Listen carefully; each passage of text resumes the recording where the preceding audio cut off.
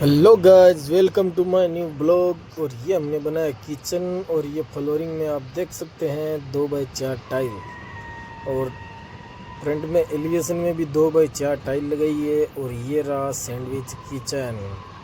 और किचन के नीचे बनाए हमने कपाट, अलग अलग ड्रॉवर, ये सामान रखने के लिए। और ये किचन की दी हमने 2 इंच की पट्टी डिज़ाइन में, टाइल और ग्रेनाइट में, साउथ का पत्थर में। ये बर्फी डिज़ाइन काट के दी हमने। और ये ऊपर 2 इंच की पट्टी और ये डिज़ाइन। और आप कमेंट करके बताना ये कौन सा पत्थर है। और वीडियो को ज़्यादा से ज़्यादा लाइक, शेयर, सब्सक्राइब करें। और ये किचन के ऊपर, प्लेटफॉर्म के ऊपर टाइल 2x4। ये डिज़ाइन कैसी लगी आपको बताना कमेंट करके।